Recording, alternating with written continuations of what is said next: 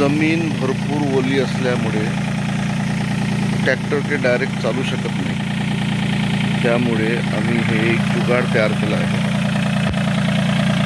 ट्रॅक्टरला आहे चालू आहे, ट्रॅक्टर चालू आहे 1200 RPM.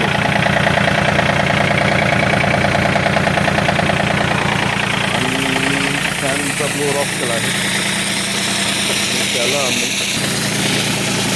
त्याला आम्ही ही नळी लावली आहे.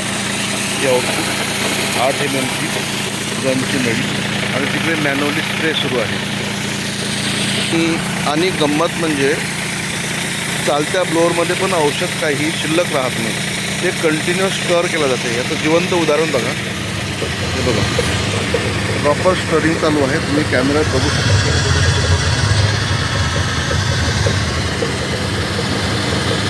हे बघा, कंटिन्यू मला क्लिअर दिसत आहे, कंटिन्यू स्टरिंग चालू आहे. त्यामुळं काहीही उरत नाही. पावडर पण पूर्ण स्टर केलं जातं.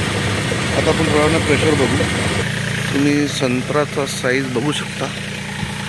यावेळेस अति टेम्परेचर झाल्यामुळं संत्र गळाले, पण आहे समाधानकारक आहे.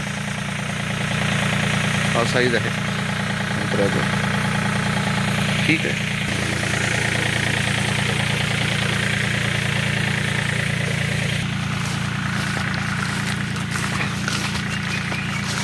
चालू आहे. प्रेशर थोडं कमी ठेवलं आहे, कारण की आपल्याकडे जो होंडाचा STP पंप असतो तो असतो 22 लिटरचा आणि ट्रॅक्टरवरचा आहे 90 लिटरचा कॉम्प्रेसर. प्रेशर दाटून फुटू नये ह्या उद्देशानं आताच प्रेशर थोडं कमी ठेवलं आहे.